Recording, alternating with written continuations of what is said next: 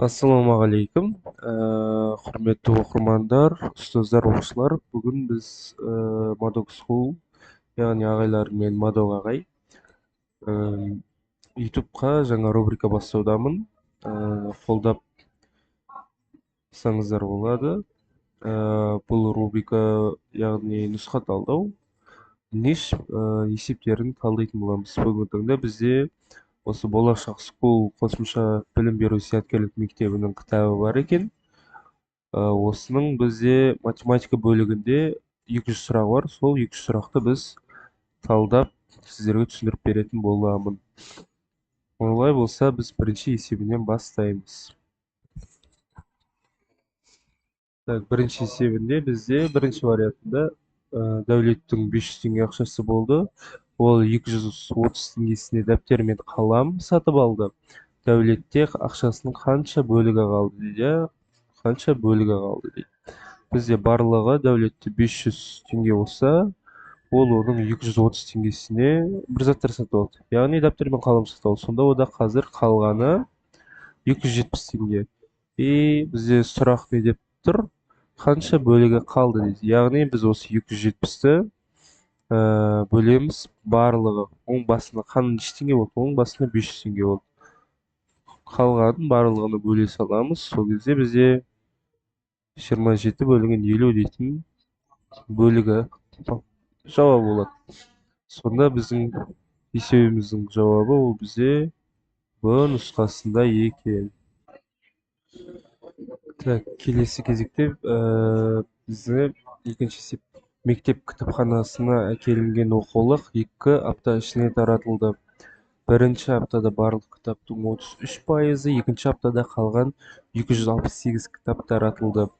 Кітапханаға барлығы қанша кітап әкелінген дейді. Жалпы бізде есепті айтып тұрғандай 2 апта ішіне таратылған, сонда бізде 2 апта бар. Бірді түйіп алатын нәрсе.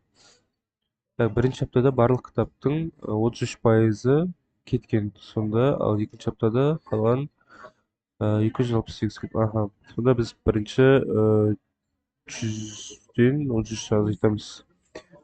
Бізде негізі кітаптардың барлығы 100% білдіреді ғой.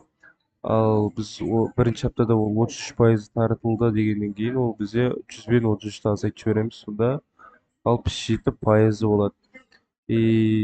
Бізде келесі сөзімізде айтылып тұр, то что екінші аптада қалған деп тұр, қалған.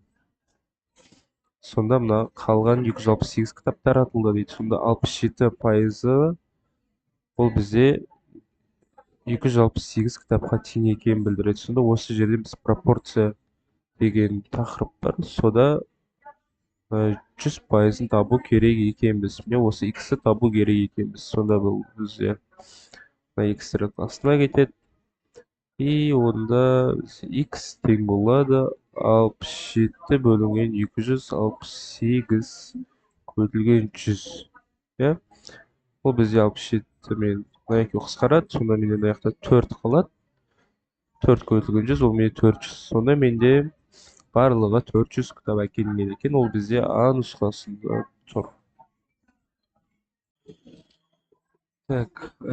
Келесі есеп бізде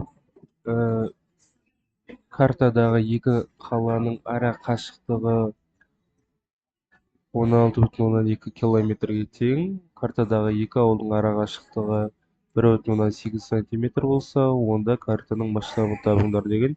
Жалпы мына есеп масштабқа берілген есеп. Масштабтың формуласы бізде былай болады. Масштаб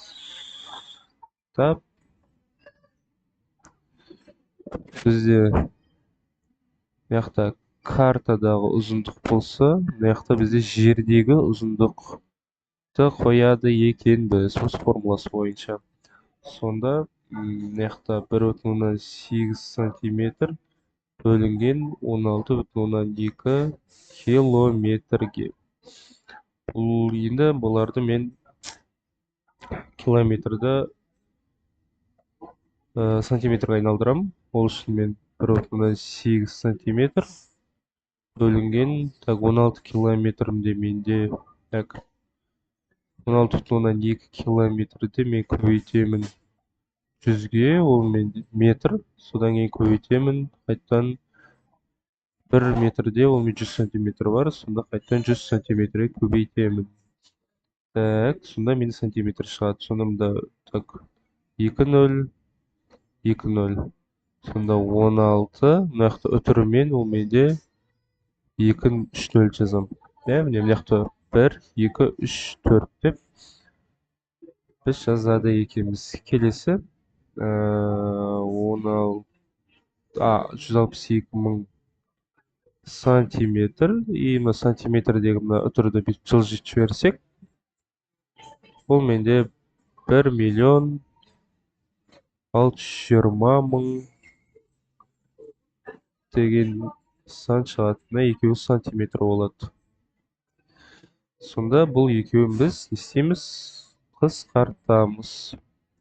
Так, 162-ні мен бөлемін 18-ге. Оқушылар. Нешеден берем? Так, 9-дан берем, 9 жердегі 8-ім 2, 7-ім ойда. Так, 9-ға 7-ні қосамын, сонда 162 болады. Сонда менің жауабым 1 бөлінген 90 мың. Немесе оны біз басқаша былай жазады екенбіз. Масштабтың тілімен жазсақ. Бұл бізде С нұсқасында тұр екен жауабы. Так, енді біз келесі есеп. 4-ші есеп.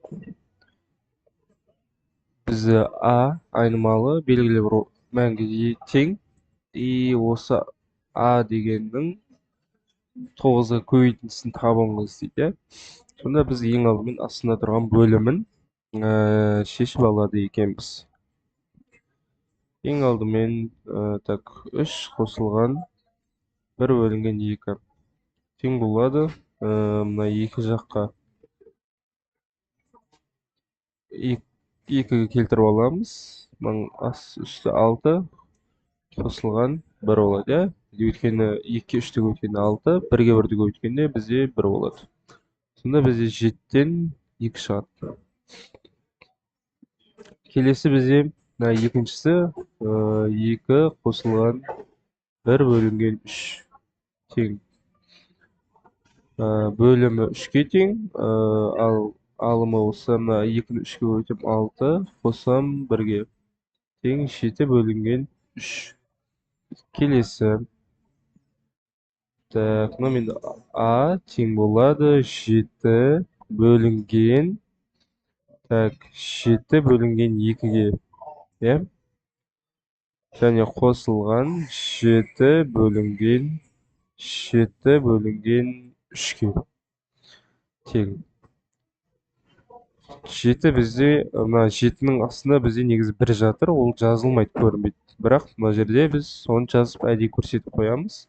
И көбейту деймізді, мына 7 мен 2-ні не істейміз? Орнын ауыстырып жібере саламыз. Қосу деймізді. 7 бөлінген 1, мына түсінбесеңіздер, мына 7 бөлінген 1 деп жазылады. Ол бізде 7-ге тең. Так, 7 бөлінген 1 көбейтілген 7 мен 3 керісінше көбейтуде сіздер негізі бөлу былай жазылады. Ал біз бөлуді көбейтуге айналдыратын кезде мына 7 мен 3-ті орнын ауыстырамыз. 3 бөлінген 7 дейміз. Сол кезде мына көбейту амалдары бірінші орында алады. Осыны еске сақтап аламыз. 7 мен 7 қысқарып, яқта келесі 7 мен 7 қысқарады. Сонда 1 көбейтілген 2 қосылған 1 көбейтілген 3 тең болады. Менде 5 болады. И менде бұл А-ның 5-ке тең екенін білдіреді. Бірақ бізде сұраққа назар аударсақ 9 А-ны табыңыздар дейді. Яғни мен 9 А-ны табу керекпін. А-ның орнына мен істеймін сонда. А-ның орнына мен 5-ті қоямын. Сонда 9 көбейтілген 5 болады. 9 жердегі 5-ім ол менде 45-ке тең болады. Бұл менде нұсқасында. Келесі санның 4-тен 3 бөлігіне 5-ті қосқанда 9 шықты. Бұл қандай сан? Не? Так, бізе бір белгілі бір x дейтін сан бар. Осының 4-тен 3 бөлігі не 5-ті қосқанда ол менде 9 шықты дейді. Сонда 3x бөлінген 4 тең 4. Сонда x ол менде 3x тең 4-ті теңнің ар жағына көбейту керек ақылы апарамыз. Сонда 16 болды. Неге? Өйткені ол бөлімде тұрғаннан кейін үстіне көбейту болып барады. X-ті мен сонда 16 бөлінген 3 немесе оны мен 5 бөлінген 3-тен 1 деп жазсам болады. Ол бізе Б ответінде тұр екен. Келесі өрнектің мәнін табыңдар. Өрнек берілген. Мұндағы m бізе 1 бөлінген 6-ға тең. Бірінші біз өрнекті шешіп алайық. m қосылған 1 бөлінген 3 бұл менде нешеге тең? 3. Так, ал мұнда мен 3m қосылған 1 болды.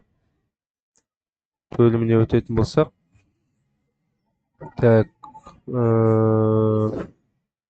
яқта мұна 3-ке мен 2-ні берем.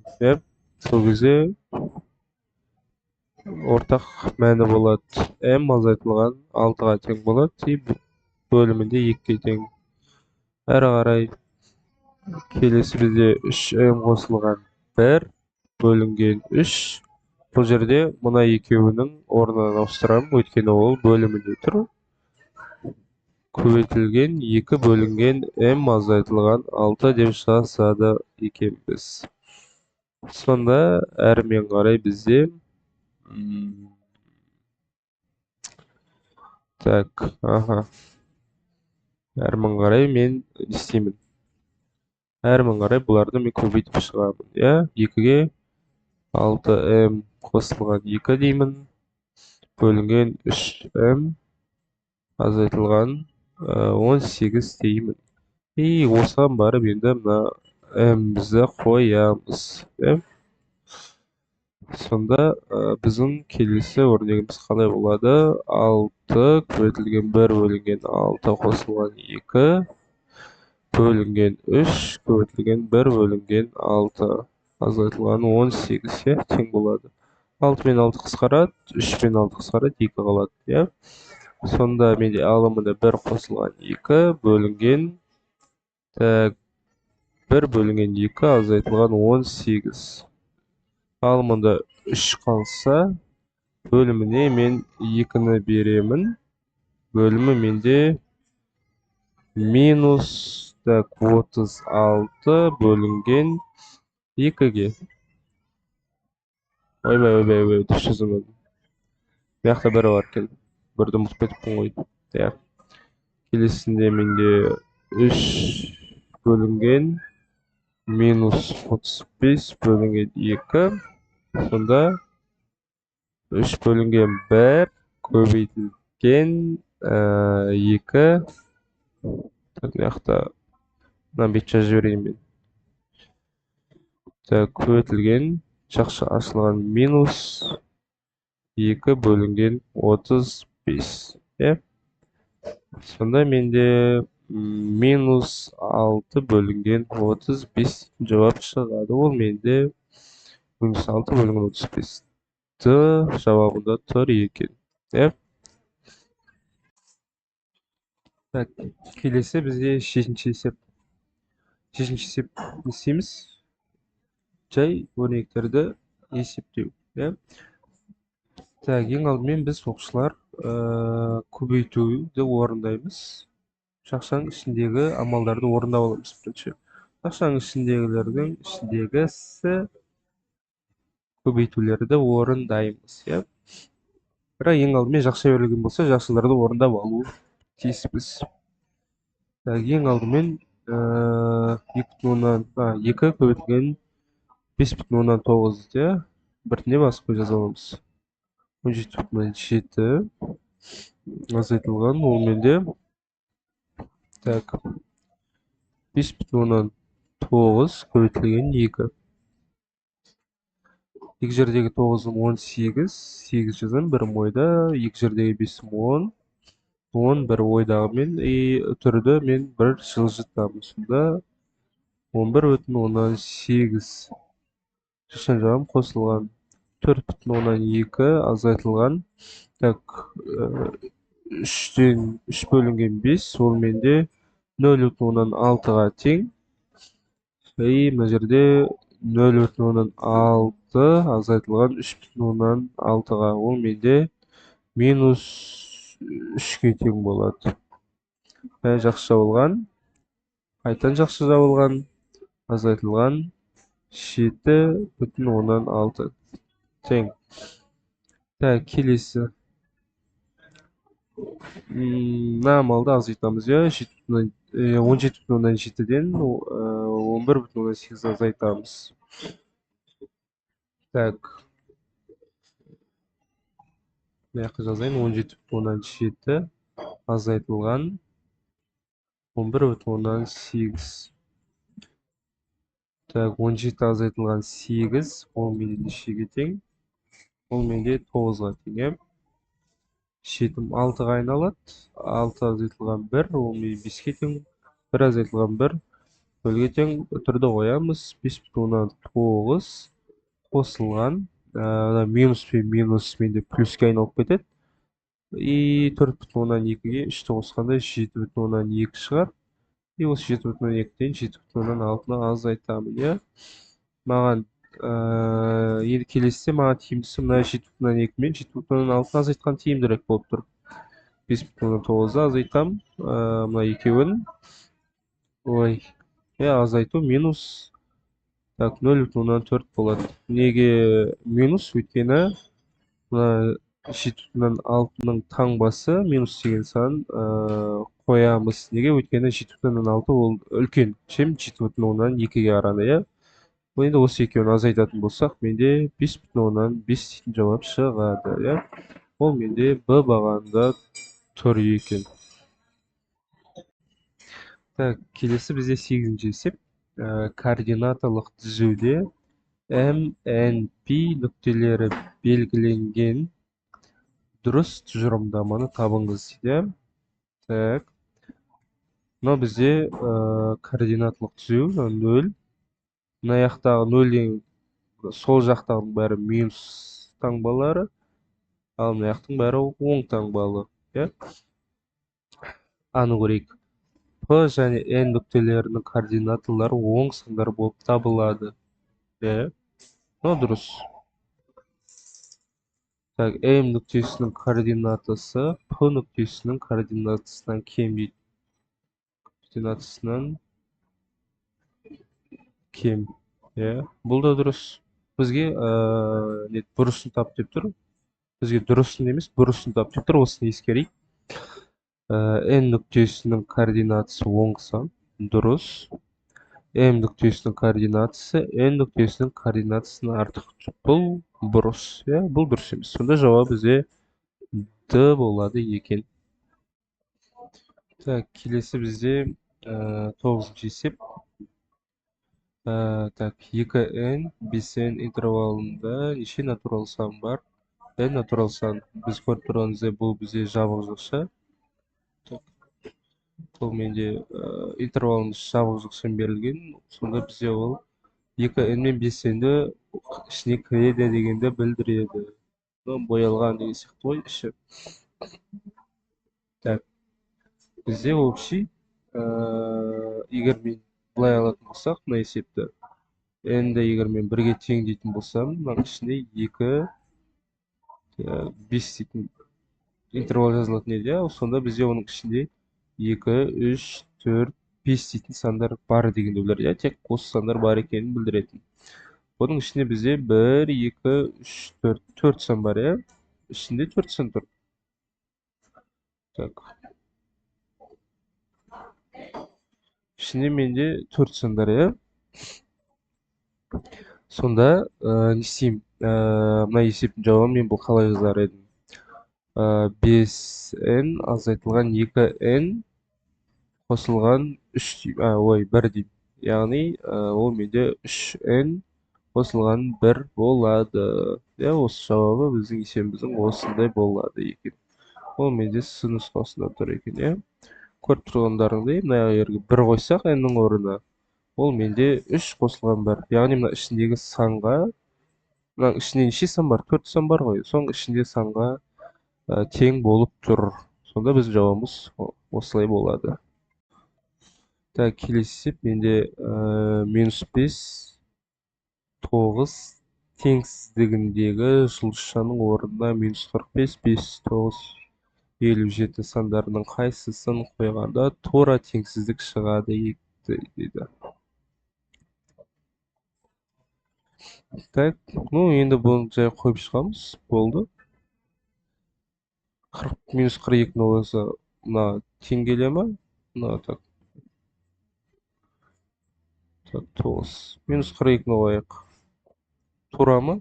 Тура емес. Неге? Өйткені -42 ол менде -5-тен кішкентай. 5-ті қояйық. 5-ті қойсақ менде тура. Біздің есебіміздің жауабы 5 болады екен. Ал егер басқаларында көрейік, 9-ды көрсек, 9 -5 үлкен болғанымен 9 бен 9 тең болып тұр да. Ол кезде бізде мына жақта үлкен немесе тең дейтін таңба болу керек. Бірақ бізде ол жерде жоқ. Иә, мына жақта. Онда бұл болмайды. 57-ні қойсақ, 57 мен 9-дан кішкентай. Бұл да болмайды. Сонда менің жауабым тек қана 5 болады. Келесі диаграммада көліктің багіндегі жанармай деңгейі көрсетілген. Диаграммадағы жанармай деңгейіне сәйкес келетін бөлшек дейді. Так, мен не істейміз? Диаграммада жанармайдың деңгейіне сәйкес келетін бөлшек. Толық, так, бос. Бізде сонда жанармай деңгейіне сәйкес келетін бөлшек. Бізде мына аяғы сонда боялған, иә? Өшіргеннен бізде жанармайымыз бар. Мынаның аралығын табу керек дейді. Біз не істейміз? Мына екі аралықты қосамыз. 1/2 қосылған 1/4. Иә? Ол менде 4/2-ні көбейтем. Ой, 2-ні көбейтем. 3 болады. Осыны мен бөледі екенмін. Мына ортасын табу үшін осының ортасын 2-ке бөледі салады. 2 біз бөлеміз 2, ол 2 дегенім 2 бөлінген 1, сонда 3 бөлінген 4 көбейтілген 1 бөлінген 2. Сонда менде жауабы 3 бөлінген 8 дейтін шығады. Ол менде Б бағанында тұр. Так, келесі 12-ші есеп, бізде өрнек берілген, осының мәнін табу үшін қай жазуды қолдану керек дейді. Ең алдымен 3 бөлінген 5 бөлу деп жазып аламыз. Мына 2-ні аралас бөлшек қой, осыны мен кәдімгі бөлшекке айналдырып алам. 2-ге көбейтем 3-ті, қосам 1-ді, иә. Мына бұлай кетеді ол, бұлай, сосын бұлай. 2 мен 3-ті көбейтем, ол менде 6 болады. Бірақ мына жерде бөлімін всегда жазып қоямын 3 деп. 2-ге 3-ті көбейткенде 6, 6-ға мен мына жақта 1-ді қосамын, 7 болады. Мына жерде мен дальше 3 бөлінген 5 көбейтілген 3 бөлінген 7 дейді екенбіз. Мына жерде жауабы бар ма? Так, 3 бөлінген 5 көбейтілген 7 бөлінген 3 бөлінген 7, нүсі бағанды тұр екен. Так, келесі есеп 13-ші есеп, теңдеудің бүтін түбірлерін табыңыз. Бүтін түбір десек, мұнда біз білу керекпіз. То, что уже мына жақта а бағаны болмайтын, өйткені ол бүтін емес сан, иә, бүтін деп мына 20, 14 дегенділерді айтады. Енді есебін шығарамыз, пропорциялаймыз, иә. Так, модуль 3х дейміз, да. 5 жетіге өтеміз, 2-ге бөлеміз. Сонда 5 көтілген 7 бөлінген 2 болса, ол менде мына жазып жіберейін. 3х қосылған x болса, хоп, хоп, хоп, 35 бөлінген 2 болады, иә. Мына жақта пропорция қалай жасадым десеңдер, мына модулі бар теңдеуді мына 2-нің орнымен ауыстырамыз да, мына 5-ті 7-ге көбейтеміз. Сонда осындай шығады, иә. Мынау менде неше дегенді өлдіреді? 17,5, иә? 17,5 пе? Так, 35 бөлінген 2, бірден берем. 2, 1, 15, 17,5 екен. Так, енді келесі бүйтіп теңдеуімді бүйтіп нақтылап жазып аламын. И модульді мен 2-ге бөлем, иә. 3 қосылған x тең болады 17,5-ке тең болса, келесі модуліміз ол менде дәл осылай, бірақ мен үшін ар жаққа шығарып жіберем, иә. Енді осыны есептейміз. Есептесек, ол бізде азайтсам 14,5, мына жақта x минус 20,5. Теңдеуіміздің түбірлері осы 2 сан бола алады екен. Бірақ бізде есебіміздің шартында берілген бүтін түбірлерді тап деп тұр. Сонда бізде бүтін түбірлер мұнда жоқ. Яғни есебіміздің жауабы С нұсқасы болады екен. Так, сәлем оқушылар. Бүгін біз 14-ші есепті шығаратын боламыз.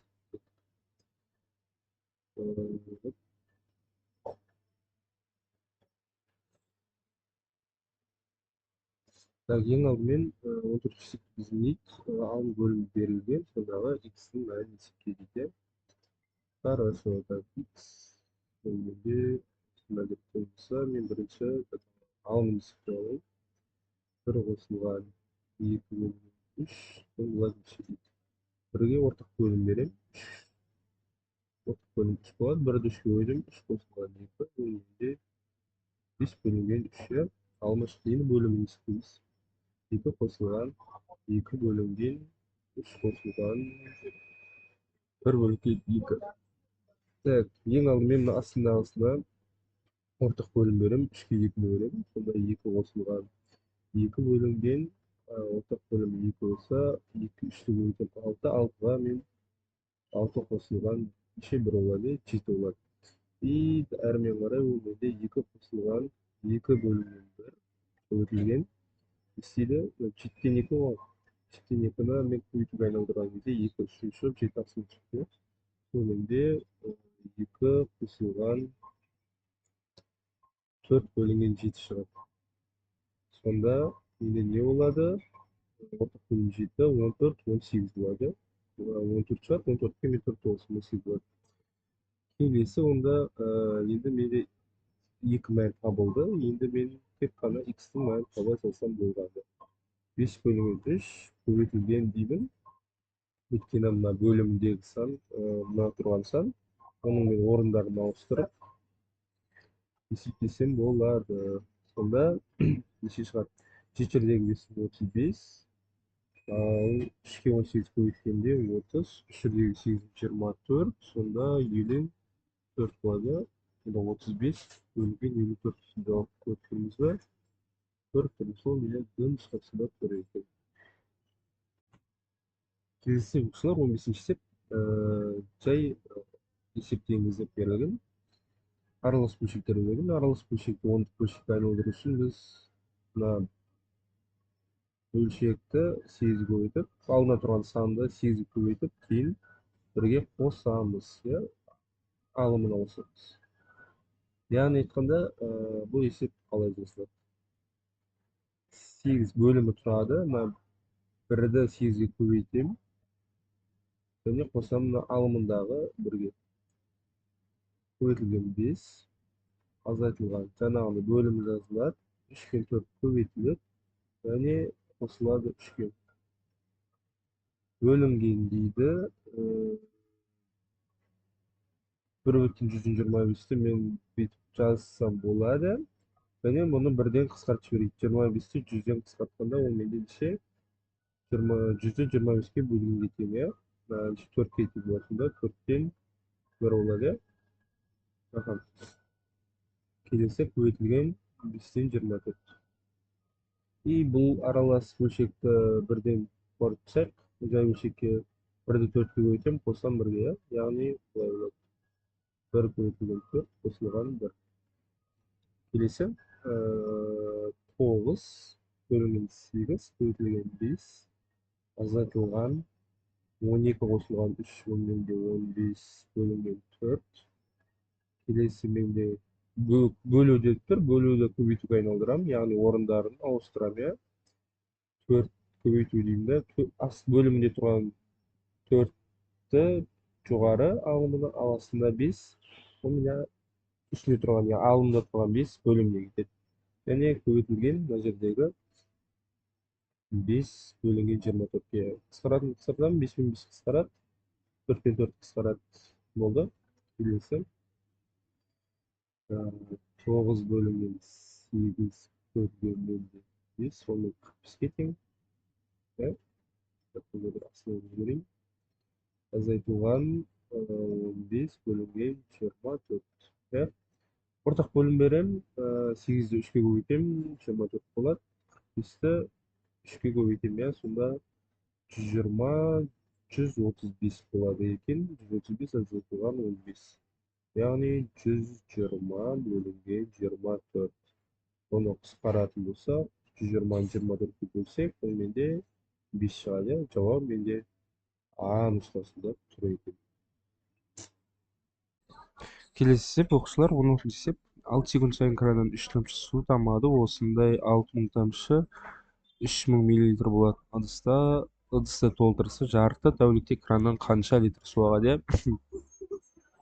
сұрақ бізде мына жақта көріп тұрсыңдар жарты тәулік деген жарты тәулікте бізден литр тапты тұрған иә жарты тәулік жақсы жарты тәулікте болайық 12 сағатты көбейтем 60 минутқа бұл мен минутты береді и осы минутты мен 60 секундқа көбейтем неге 1 сағатта 60 минут бар 1 минутта 60 секунд бар иә сонда менде неше шығады мына жақтан 720 27,6 деймін ғой иә онда 2 бірім ойда жердегі 6 43 ой 42 ойдағынан 43 болады мұнда 432 и артында 2 нөл қосып жібереміз и осындай менде неше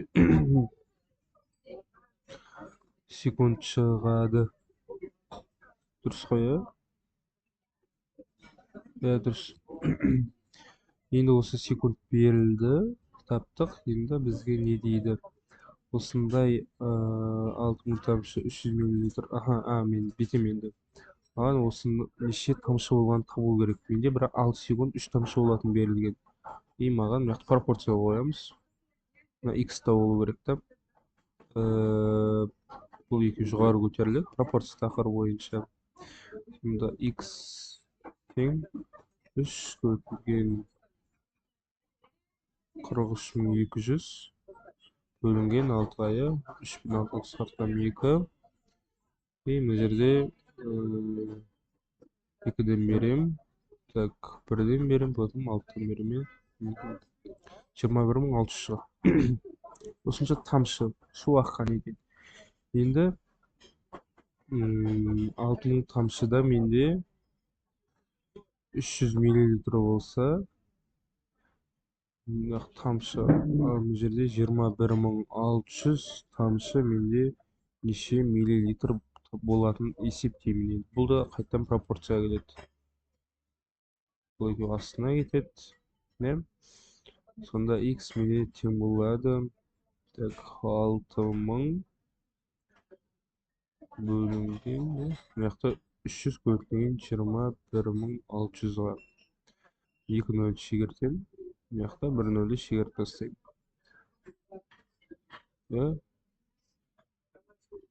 2 нөлді шегерттім. Мына жақта 1 нөлді шегерттім. Бәсе түсіндім. Так, мына жақта қысқартсақ егер 10, мына жақта 3-ке қысқарттым. Мына жақта 10 қалды. Мына жақта менде 2 қалады.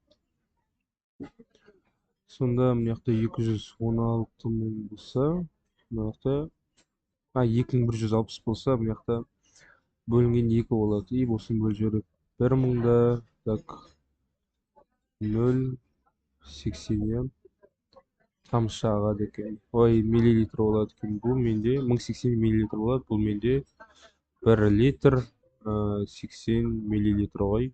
Немесе 1,1000-нан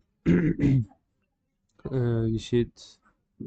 1,8 миллилитр, литр. Бұл менде А нұсқасында болады. Келесі 17-ші есеп. Бізге өрнектің мәнін есептегенде орын алатын соңғы амал дейді. Бұл жерде біз қалай есептейміз? Мынаны негізі бұның бәрін есептемей-ақ қойса, бірден есептеп тастауға болатын секілді. Мысалға, біз мынаны азайттық. Бұл бір белгілі бір сан шықты, x дейтін сан шықты. Одан мынаны бөлді да, и мынаны істеді. Вообще мына жақшаның ішіне x деген мән шықты. Келесі, мынаны тоже не берілген, жақшаның ішінде беріліп тұр, иә. Бұдан да менде y деген амал шықсын. И соңғысы мен бұл екеуін, екі жақшаның арасын көбейтемін, иә. Сонда бұны есептемей-ақ жауабын бүйтіп таба салады екенбіз. Келесі 18-ші есеп. X 5-ке, Y 0,5-ке тең. Және теңдеу берілген өрнектің мәнін тап дейді. Бұл жерде не істейміз? Солай берілген айнымалыларды теңдеуге қойып шығамыз.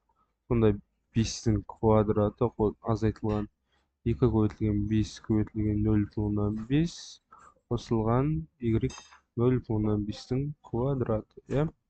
Сонда 25 азайтылған көбейтуді орындаймыз. 10 шығады. 10-ды 0,5-ке өткенде менде 5 шығады. Яғни қосамын 0,5-тің квадраты, ол менде 0,125. Келесі есептейміз. Ол менде 20 қосылған 0,125. Неге мына екеуін 25-тен 5 азайттым. Сонда менде есептің жауабы неше? 20,125 болады. Ол бізде С нұсқасында тұр екен. Келесі 19-ші есеп өрнекті ықшамдаңыз деп беріліп тұр. Так, не істейміз? Ең алдымен мына минусты жақшаны ашып аламыз, минус таңбасын. Сонда 1/7 көбейтілген x квадрат қосылған 1/3. Жақшаны қалай ашамыз? Минус 1/3x. Мына жақта минус жақшаны плюске айналып кетеді. Минус плюске айналып кетеді. Өткен жақшаны ашқанда бұл алдында минус 1-де ойлаңдар. И бұны әрқайсысына бүйтіп көбейтіп шығасыңдар. Сол кезде минусқа минусты көбейткенде ол плюс болады. Сонда плюс 1 болады. Так, енді келесі амал не істейміз? Так, өрнек мақта мәтіндері қарайға тек берілгендер өйстіп жазып алған. Біз сонда мыналарын жазып, мына екі айнымалысы жоқ, x, y жоқ сандарды бір-бірін қосамыз. Сонда менде келесі өрнегі былай шығады. 1/7 x көбейтілген x квадраты азайтылған 1/3x. Және мұна екеуін қосамыз, 1/3 пен 1-ді 1-ге 3-те берем. Сонда неше шығады? Қосылған бөлімі ортақ мән 3 болады. И үстінде 1 қосылған 3. Немесе ол 4 болады. Біздің жауабымыз бар ма екен? Мына жерде тұр. Бұл нұсқасында тұр екен. Жоқ. Bu нұсқасы мына жермен жеті деп тұр ғой. Бұл нұсқасы емес сонда. Так, мұқият қарау керек. Міне Д нұсқасында тұр екен. Бүйтпеңіздер. Бұл жерде бізде аралас бөлшекке келтіріп алған. Біз оны қалай келтіреміз, иә? Так, квадрат азайтылған 1 бөлінген 3х келтір. И бұны аралас бөлшекке келтіре аламыз. 4-ті 3-ке бөлеміз. 1-ге бөлінеді. Бөлімі 3, және бұдан менде 1 қалдық шығады, иә? Жауабы сонда Д нұсқасында екен.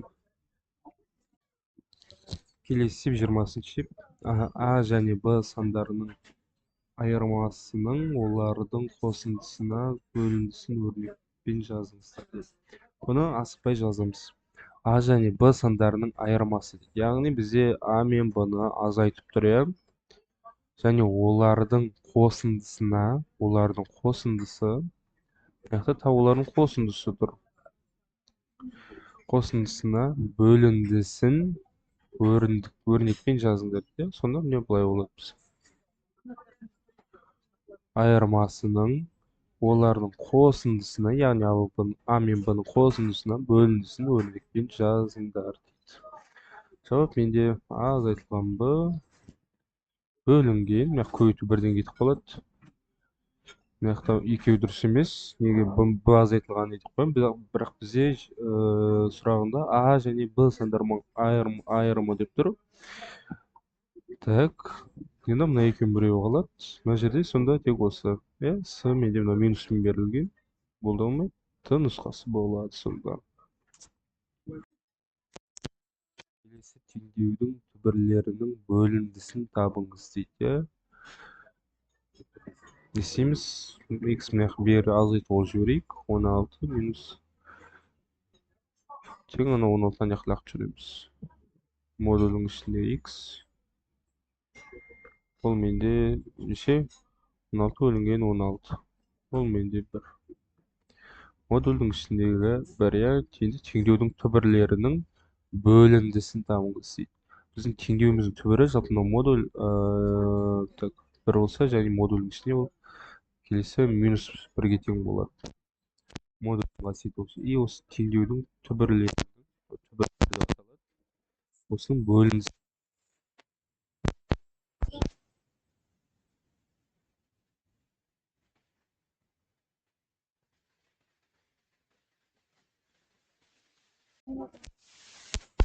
Келесі есеп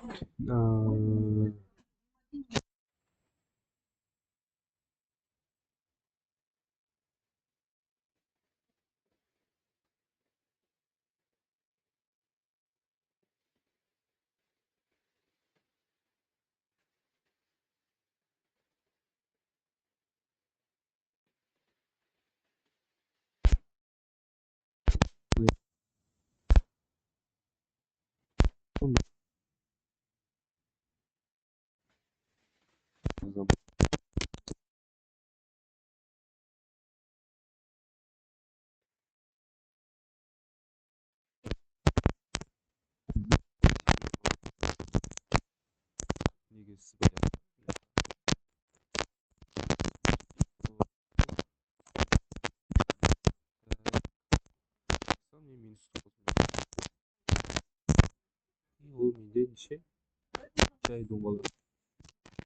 Қоя алмаған доңғалақпен. И А айтады. А мына жақта, иә?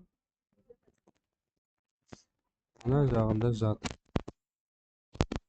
Мына жақта минус 8, яғни 0, 1 дегендер уже кірмейді. Тура болатын дейді. Сонда бізге мына аралықта жатқандар керек. Минус 10 дегендер.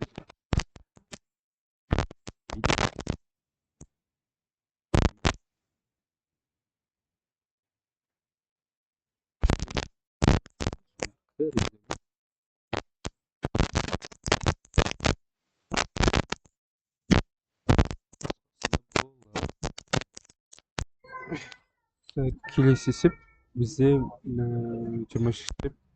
Алматы мен Тараздың арасы 480 км. Алматыдан Таразға бір уақытта 2 машина шықты. Екінші машинаның жылдамдығы 75, екінші машинаның жылдамдығы бірінші машинаның жылдамдығынан кем болғандықтан Ол таразы 24 минут кешікті. Не? Егер бірінші машинаның жылдамдығы x километр сағат болса, дұрыс еңдік таңдаңыз. Ең алдымен мына минутты сағатқа айналдырып аламын. Неге? Өйткені менде мына есептеуді көріп тұрғандай сағатқа беріліп тұр екен. Бірден дұрыс түсіне болады. Мына минутпен берілген, мыналар менде дұрыс жауап болмайды. 24 сағатқа айналдыру үшін 24-ті мен 60-қа бөлемін. Яғни ол неше бұл? 2 бөлінген 5 болады, иә? 12-ден бөлгенде менде осындай сағат шықты. Біз білеміз, иә, формула С тең болады S бөлінген V. Жылдамдықтың формуласы, ол уақыттың формуласы. Енді мынау нелерімізді қойып шығамыз. Т1 делік. Т1 ол менде қашықтық 480. И біріншісінікі менде жылдамдығы x. Біріншісінің жылдамдығы x екен. Ал Т2 ол менде не? Тоже қашықтық 480. И оныкі екінші машина бірінші кем болғандықтан ол келді деді. Міне екінші машинаның 75 деп тұр, 75 екен. Міне біздің ключевой дейтін сандарымыз шықты. 2,5, 2 бөлінген 5, то есть Т1, Т2-леріме. Енді бұларды қойып шығу ғана қалды. Қалай қойып шығамыз? Бізге көріп тұрғандай, екінші машинаның жылдамдығы бірінші машинаның жылдамдығынан кем болғандықтан ол таразға 24 минут кеш жүрді дейді. Сонда бізде екіншісінікі баяуырақ болып тұр ғой. Мынау егер біз сонда қысқаша айтқанда бұл 480 бөлінген 75 азайтылған 480 бөлінген x тең болады 2,5. Жауабым сонда менде не С нұсқасында болады екен. Д нұсқасы. Біз неге Д нұсқасын таңдамадым? Өйткені бұл менде баяуырақ жүріп тұр. Баяуырақ жүріп тұр. Егер мынаны қойсам, ол менде минус таңбамен шығып, былай қойсам минус таңбамен x-тің орнына мысалы белгілі бір x деген сан шығады. И ол баяуырақ жүріп тұрады да. Минуспен шығады. Ал бізде уақыт минуспен шықпайды. Сол. Жауап сонда менде С нұсқасында болады екен. Келесі 9 санның барлық бөлгіштерінің көбейткісін табыңыз. 9 менде қандай сандар, яғни неше сан бөле алады деген сөз ғой. Оны мені 9 1 бөле алады, 3 бөле алады. Сосын 9-ың өзі бөле алады. Сонда маған айтып тұр, осы 1, 3, 9-дың көбейтіндісі менде нешеге тең дейді. Ол менде 27-ге тең болады. Келесі 25-ші есеп. Ұзындықтары 4,5 болатын 5 бөренені 90 см болатын бөліктерге бөлді. Бөренелер неше рет кесілді екен. Яғни менде 5 бөрене берілген екен. Мынау менде оның басы болсын, мынау менде оның. Так.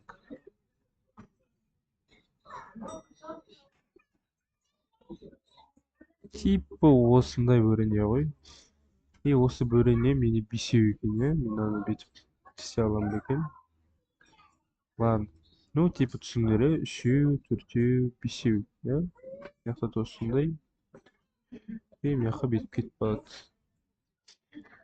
И айтады, менде 5 бөлікке бөлік дейді, 90 сантиметр болады. Онда мен 4,5 метрді сантиметрге айналдырып аламын, бұл 450 сантиметр. Оны 90-ға бөлем. Сонда менде 5 шығады. И осы 5 рет кескен ғой сонда. Сонда 5-ті мен 5-ке көбейтем. Сонда 25. И жауабы 25 болады екен. Дейді оқымайтын бала. Біз не істейміз? Оны мысал ретінде мынау суретті босқа жазып қойдым. Мысалы қарайық. Егер ол 5 рет кессе ше, 5 рет кесіп көрейік. 1, 2, 3, 4, бес рет кестік. Енді санайық. Біреу, екеу, үшеу, төртеу, бесеу, алты болып кетті. Алтыны 90-ға бөлгенде менде неше? 450-ден жоғары болып кетпей ме? Түсіндіңдер ғой менің не айтқым келіп тұрғанын. Яғни айтқанда, бұл жерде бізде есепті 5 рет кеспеген, иә. Сонда оны бізде 450 болу үшін не істейміз? Мына 25-ті мен 5-ке қысқартамын. Неге? Өйткені менде 5 бөліне бар. Сонда 20 болады. Түсіндіңдер ғой мен не айтқым келгенін? Сонда ол егер 4 рет кессе, сонда 5 бөлік болады. 1, 2, 3, 4, ой, 1, 1, 2, 3, 4, 5, иә, 5 бөлік 5-ті 90-ға өткенде 450 сантиметр болады, иә. Ал егер жаңағындай 5 рет кесіп жіберсек, онда бізде 6 бөлік болады. И ал жердегі 9400, ой, 540 сантиметр болады. Ол менде не 540 ол 450-ге тең ба? Тең емес. Сонда менің жауабым ол менде 20 бөлік болады. А нұсқасында. Мұқият боламыз. Келесі есеп 26-шы есеп. 180 саны және 168 сандарының ең үлкен ортақ бөлгішінің 8-ге көбейтіндісін табыңыз деліп тұр. 8-ге көбейтіндісі. Сонда әр санның біз ең үлкен ортақ бөлгішін таба аламыз. Оны біз қалай табамыз? Санды жазамыз да, оны 2-ден бастап 1-ге дейін бөлеміз. Соңында 1 дейтін жауап шыққанға дейін оны бөлеміз 2-ге дейін. 2 182-ге бөлген 90 шығады. 92-ге бөлінеді, сол үшін 2-ні жазамыз 45. 45 бізде енді 2-ге бөлінбейтіндіктен 3 жазамыз. Сөйтіп өсу ретімен кетеді. 3 жазғанда біз 15.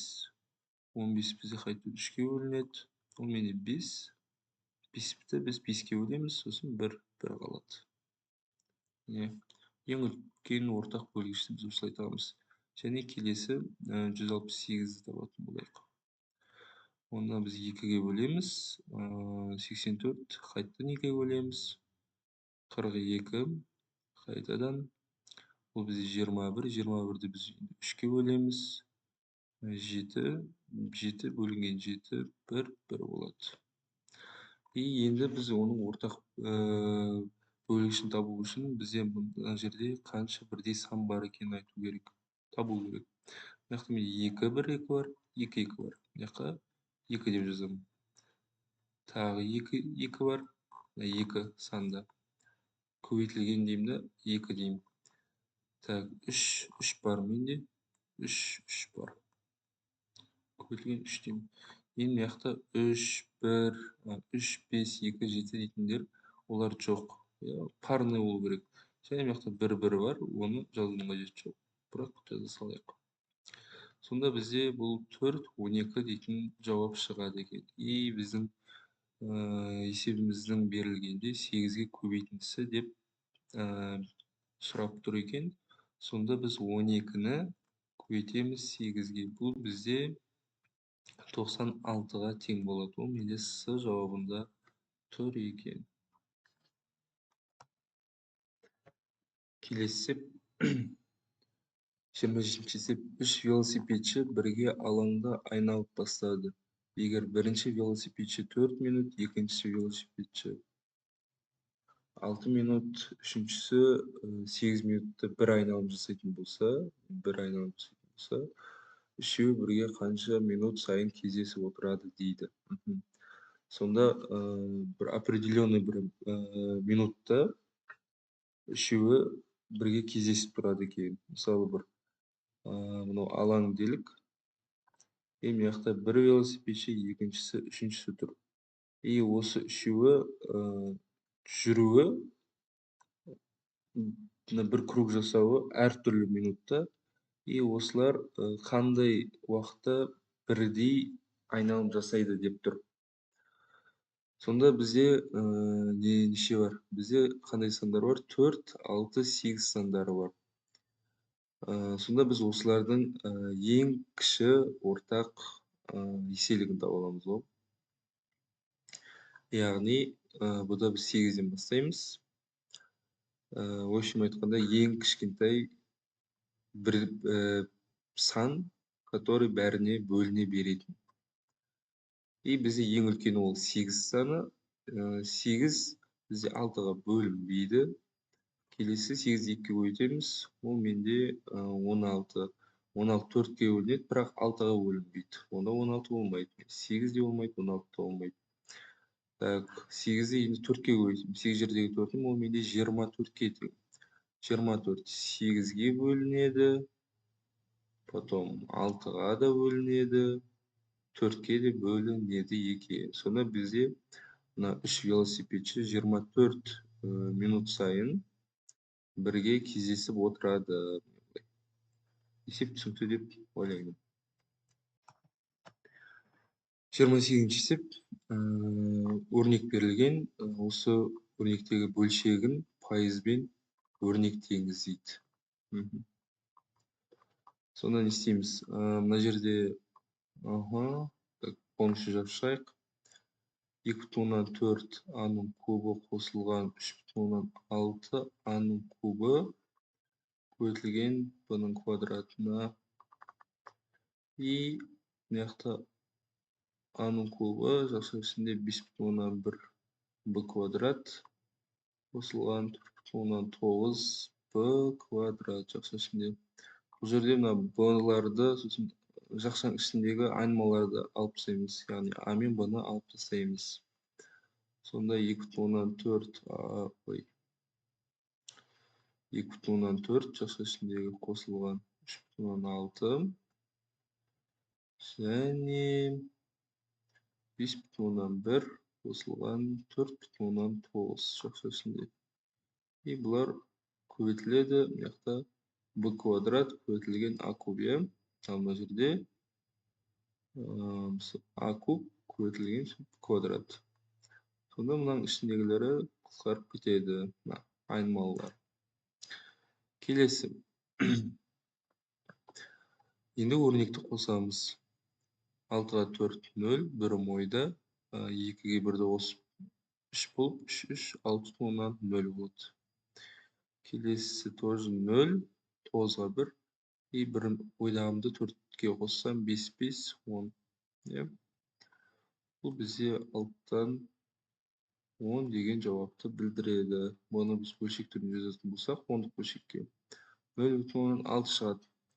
Енді бізге бөлшеген пайызбен өрнектеңіз деп тұр. Пайызбен өрнектейтін болсақ, 0,6-ны пайызбен өрнектеу үшін не істейміз? Ол үшін біз оны 100%-ға көбейтеміз. Сонда менде ол 60%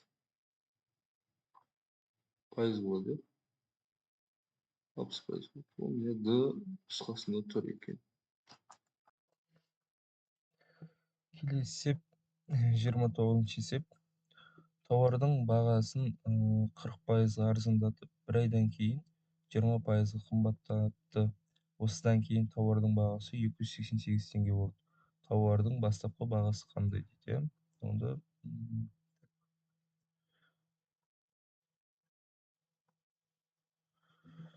жалпы бізге айтады, бізде бір X дейтін тауар болды басында. И оның бастапқы бағасы бізде 100% болады. И оны бізде 40% арзандатты. Яғни одан кейін оның бағасы X2-міз уже біздің не болады? 60% болады. И бір ай өтеді. Бір айдан кейін оны 20-ға қымбаттайды. Сонда біздің бұл X2-міз уже мына жақта жаңадан бастаймыз да, 60% 100 деп аламыз да оны. Оны бір айдан кейін 20-ға қымбаттатып тұрады. Сонда ол 120 болады. Яғни бұл дегеніміз X-міз X3. И осыдан кейін тауардың бағасы 288 болды. Яғни айтқанда X3-міз біздің 288 теңге болады екен. 288 теңге ол 120%. И осының 100%-ын тауып аламыз. И ол 100%-мыз мына X2-ге тең 60%-ына. И сөйтіп не тауардың бастапқы бағасын табамыз, иә. Пропорция бойынша мына екеуі астына кетеді. Сонда біз x-ті тауып аламыз. x2-ні. Ол бізде 120.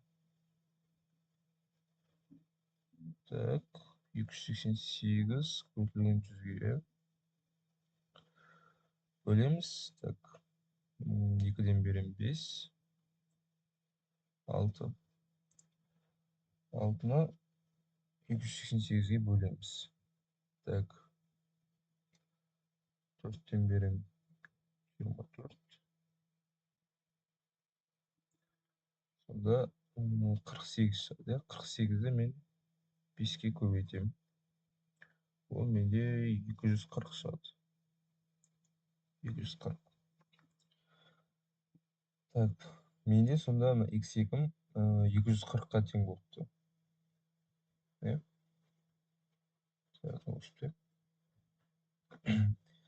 И мына жерден бұны уже 240 деп аламыз. Түсініңдер ғой, жалпы ойын. Басында 100%-ді 60%-ға арзандайды, 40%-ға арзандайды да, ол 60 болады. И енді осыны біздің 100%-ын табу керекпіз. Пропорцияға қоямыз, x тең болады 60 бөлінген 240 көбейтілген 100-ге. Так, нөлдерін қысқартып тастаймыз. 240-ты мен 6-ға бөлем, ол менде 40 шығады. 40-та мен 10-ға көбейтсем, онда 400 шығады. Сонда тауардың бастапқы бағасы менде 400 теңге болған екен. Ол менде Б нұсқасында тұр. Келесі қорапта ақ, қара, көк шарлар бар. Олардың санының қатынасы 4, 7, 9. Көк шарлар саны ақ шарлар санының неше пайызын құрайды? Сонда бізде ақ, қара, көк шарлар бар делік. И бұны сандардың қатынасы 4, 7, 9 болса, оған соларға сәйкес қойып шығамыз. Яғни айтқанда, ақты 4 дейміз, қараны 7 дейміз, көкті 9 дейміз. И көк шарлар саны ақ шарлар саны неше пайызын құрайды дейді. Жалпы көріп тұрғанда біз ақ шар бізде 4-еу, ал көк шар ол 9, иә. Сонда бұл 4 ол 9-дан 2 есе кішкентай. Яғни айтқанда 200% көбірек болады деген сияқты ғой. Мысалы 4-ім 100% болса, өз 9-ым 9-ға қарай теңестіру керек сонда біз. Яғни айтқанда 4-ті мен 100% деп аламын да, и соның 9-ы неше пайыз екенін анықтау керекпін. И пропорцияға құраймыз, x тең болады 4 бөлінген 9 көбейтілген 100. Сонда бұл менде 2,225, 125, яғни айтқанда 225 болады. 225%. Ол менде сырт нұсқасында. Келесі 31-ші есеп. Көлемі 100 литр болатын цилиндрдің 78%-ына су құйылған. Судың жартысы пайдаланды. Цилиндрдің қанша литрі бос қалды дейді. Тағы да пропорция 100 литр, ол менде 100% болса, и соның 78%-ына су құйды дейді. X-та боламыз. И пропорция қоямыз. X тең болады 100 бөлінген 100 көбейтілген 78. Сонда менде 78 литр құйылған екен.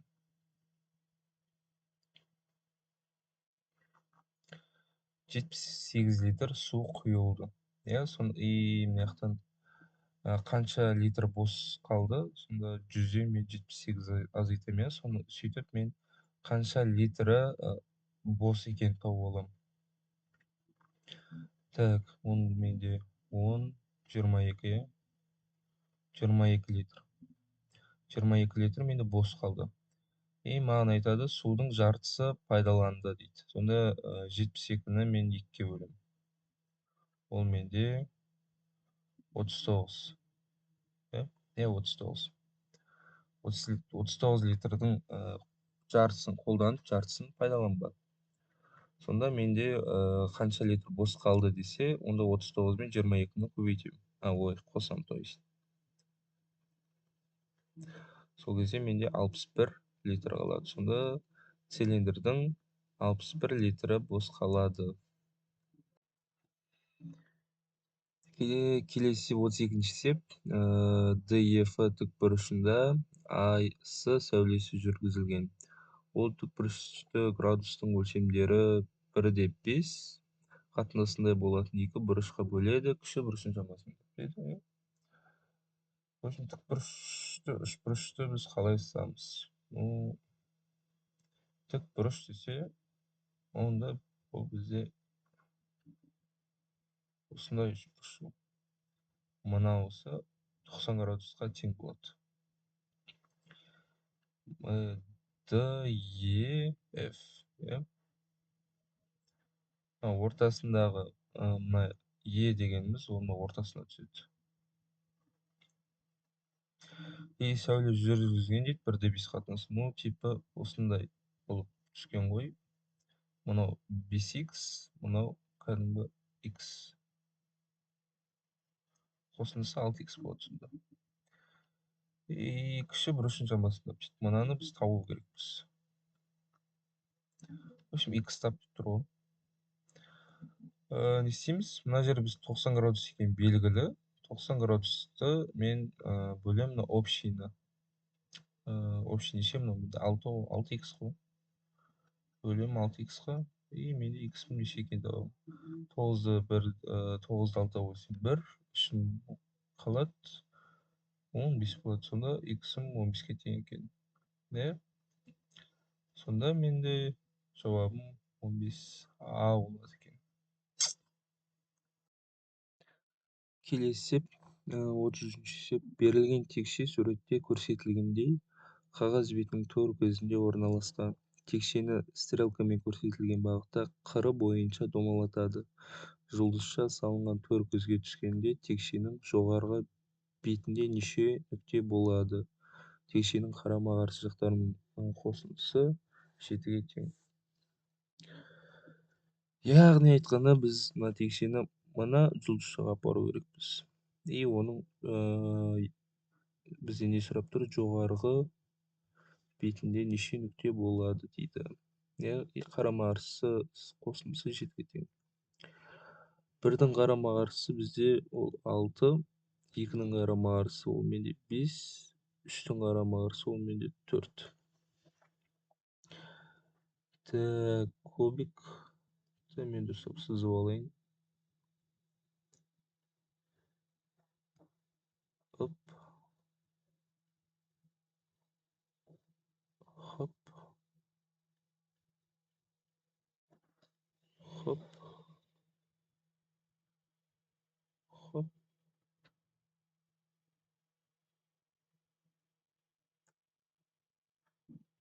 В общем, осындай. Так, мына 1-ді мына жерге түсіреміз. Сонда үсті бізде 6 шығады. Так, 5 мына тұрса, 3 алдында тұрады, 5 мына 1 астында. Так, 3-дің қарама-қарсысы 4, мына 2 тұрады. Мына мен енді 5-ті домалатып. Мына жерде мына 5 домалып кетеді. Сонда типі бұлай ғой. Так, типі бұлай. Мына 5 астына түседі, мына 5 астына түседі. Алдында 3. Так. 4 үстінде так 2. Болды осы так. Мына жаңа 6, мына жаңа 1. мына жерге келгенде мына жака 5 тұр мына жерде. Мына жақта бізде алдағы жүреді. Алдында бізде 3 тұр. 3 қой, иә?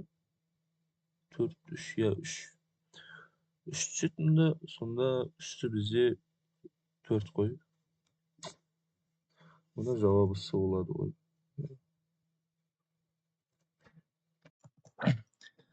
Келесі есеп 34-ші есеп ені 6 сантиметр, ұзындығы 12 сантиметр болатын төрт бұрыштарға қалдықсыз бөлуге болатын квадраттың ең қысқа периметр қандай болады дейді. Ең алдымен біз мына ені мен ұзындығының ең кіші орта еселігін тауып аламыз. Содан кейін периметрін тауып аламыз. Сол. Ең кіші орта еселік бізде 6 мен 12-нің арасында ол бізде 12-ге тең. Өйткені 12 өзіне еселік болады, 6-ға 12 еселік болады, ең кішісі. 12 болатын таптық. Енді осы 12-нің периметр табамыз. Жалпы мынау бізде квадрат қой, квадраттың. Біз айтып тұрық, то что мына квадраттың әрбір қабырғасы тең болады, яғни 12, 12, 12 болады. Сонда осының периметрін табатын болсақ, 2 формуласы 2 көбейтілген жақсы ішінде А қосылған Б. Сонда 2 көбейтілген 24-ге, ол менде 48 сантиметр. Немесе ол менде 4,8 дециметр болады. Б жауабында тұр екен. Келесі есеп 35. Центрі А болатын шеңберінің радиусы 6 сантиметр. Центрі Б болатын шеңбердің радиусы 14 сантиметр. Д нүктесі екі шеңберде де ортақ. Сонда яғни мына Д шеңбері екеуіне де ортақ. Мынау А точкасы болса, Б центр. Екі шеңбердің центрлерінің ара қашықтығы неше дециметр дейді. Сонда мына екеуінің ара қашықтығын сұрап тұр бізден. Жақсы. X. Y. Так, центр А болатын шеңбердің радиусы 6 сантиметр дейді. Сонда мына А мен Д 6 сантиметр. Ал центр Б болатын шеңбердің радиусы 14 сантиметр дейді. 14 сантиметрің ол менде осының тоже үстіне өтеді. Ол мынау 14 сантиметр. 14 сантиметр. И мына жерде маған А мен Б-ны табу үшін 14-тен 6-ны азайтып тастаймын. 14 азайтылған 6. Сонда менде ол 8 сантиметр болады. И неше дециметр дейді. Так, есеп бізге сантиметр берілген, бірақ дециметр сұрап тұр. Бірақ бұнда жауабы ондай не істемеген екен, нақты жазбаған екен. Сантиметр, дециметр деп қателесіп кеткен секілді. Сонда бізде 8 сантиметр болса, мына жақта 8 сантиметр деп қоямыз. Жауабы С нұсқасы болу керек. Мына жер сантиметр деп берілсе, сонда дұрыс болады. Келесі есеп 36. Қай принтер қағазды тез шығарады? Яғни бізде мына жақта варианттарында принтерлерді беріп қойған, и олардың неше уақытта неше бет шығаратынын көрсеткен. 2 секунд сайын 5 бет шығарады. Сонда біз 1 минутын тауып алайық. 1 минутты бізде 60 секунд. 60 секундты біз 2-ге бөлеміз. 2 секундқа бөлеміз. Сонда ол 30 секундта 30 секундымыз біздің 1 минут болады. 30-ды көбейтем 5-ке. Сонда 150 бит шығарады екен. 1 минутта бірінші принтер 150 бит шығарады. 1 минутта.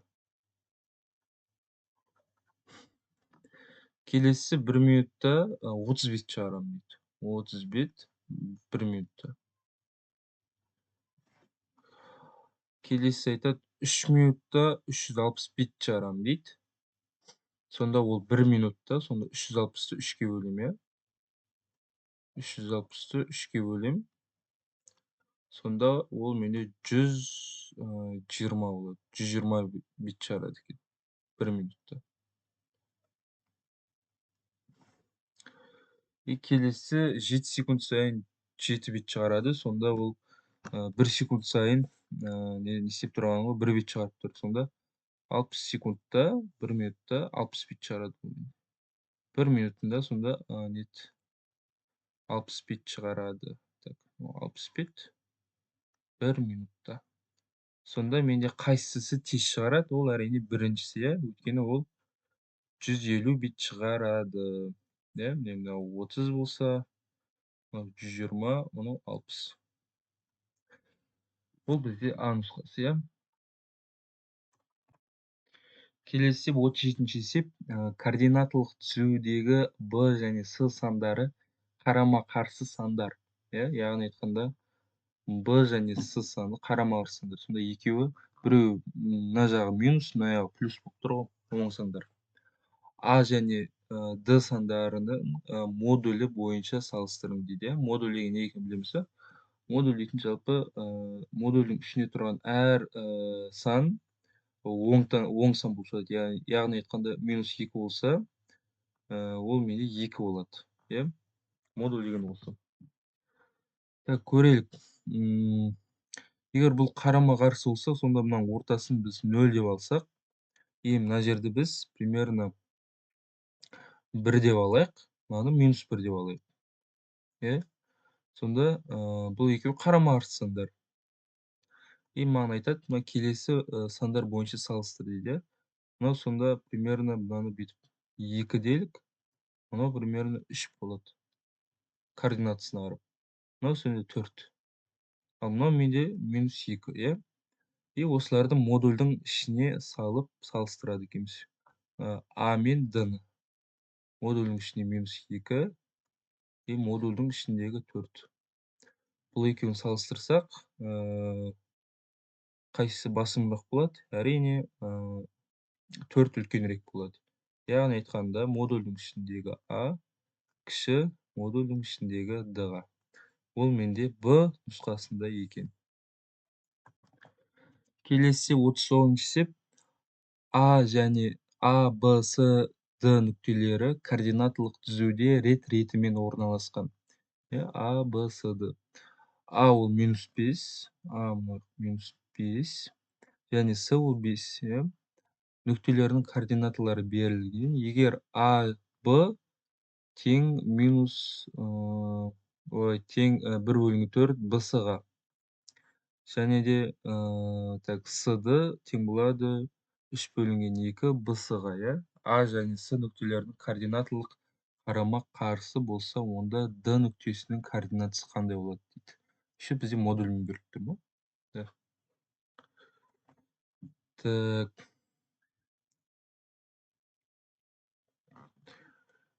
Қарама-қарсы болса, А мен С сонда қарама-қарсы, иә? Сонда бұның ортасы менде 0 бар деген ғой. Онда Д нүктесінің координатасы қандай болады дейді. Так, не істейміз? Менде айтып тұр А және Б, ол менде 1/4 Б-ға, иә? Сонда бұл нені білдіреді? Мен 4-ті АБ-ға апарам. 4 көбейтілген АБ тең болады Б-ға. Сонда менің АБ-ымды 4-ке көбейткенде мына Б-ға тең болады дейді ғой. Сонда бұдан қандай қорытынды? Б-ны біз 4-ке бөлеміз. Яғни айтқанда 4 штук болу керек, АБ сияқты. 4-ке бөлейік. Қақ ортасынан 1 бөлеміз. Мына жақта 2 жағынан 1 бөлеміз. Сонда 1, 2, 3, 4-ке болды. Қақ ортасы менде неше мыналардың арасынан? Қақ ортасы ол менде 3 болса, қақ ортасы еще мына жақта оның қақ ортасы. Қақ ортасын басқа цветпен, қақ ортасы міне оның қақ ортасы. Бұл менде 0. Сонда 0 болса 1, мына жақта 2 бар. Мынау 3, мынау 4. Еще минустан бар. Минус 1, минус 2, минус 3, минус 4. Ал мыналар 0, 1, 2, 3, 4, 5.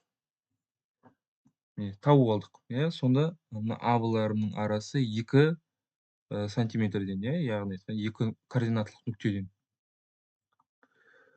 Так. Енді не істейміз? Енді мына жақта келесі не дейді?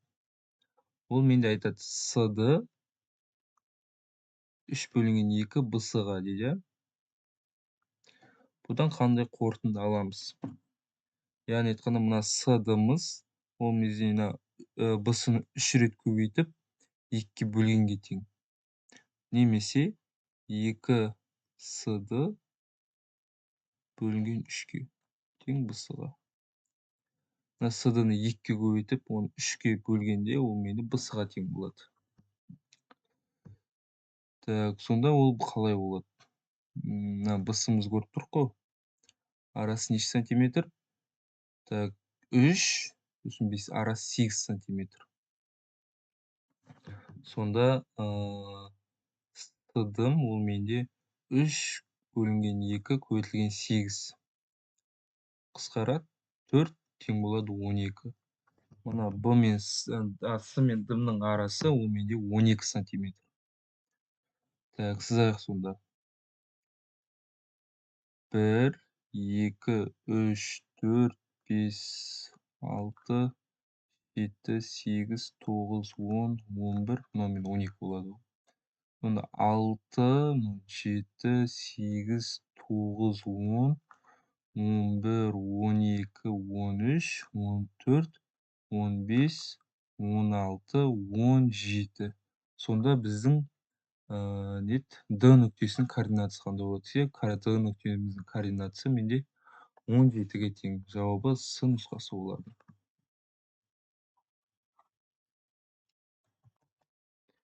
Келесі 40-шы есеп теңсіздігінің ең кіші бүтін шешімін табыңыз дейді. Ең кіші, иә? Так, еще бүтін дейді. Так. Теңсіздік берілген, не істейміз? Бөлімін алымны көбейту қылып лақтырып жібереміз, иә? Сонда 0,6х қосылған. Так, 0,6-ны мен 1,6-ға көбейтейін. Қазір калькуляторымызды алып алайық. 1,6-ны көбейтемін 0,6-ға. Менде ол 0,196 теңсіздігімізді қоямыз. Сосын 0,8х қосылған 1,4 көбейтілген 0,8-ге. Иә? 1,112. Теңсіздігімізді шығарамыз. Х-тарды сол жаққа, жай сандарды оң жаққа жібереміз. Сонда 0,6х мына жаққа минус таңбасымен 0,18х-ымыз кіші немесе тең. Неден? Так, 1,112 мына жақта азайту 0,196, иә, мына жақта. Таңбалар қойып, минус болады, мынау минус болады, иә. Неге? Өйткені мына жақта таңбалары плюс. Таңбалары плюс. Таңбадан қате жібермейміз. Так, келесін істейміз. Келесі азайтамыз. 0,12х кіші немесе тең нешеден? 1,112-ні азайтамын 0,196-ға. Ол менде 0,116-ға тең, иә? Дальше бөлеміз. Сонда х бөлу кезінде теңсіздігіміз өзгереді. Ол менде үлкен немесе тең болады. Х үлкен немесе тең 0,116 бөлінген 0,2-ге минусымен. Ол менде не болады? Х үлкен немесе тең нешеден? 0,18-ден, иә? 0,18. Так. 0,18. Так, әрмен қарай не істейміз? Әрмен қарай біз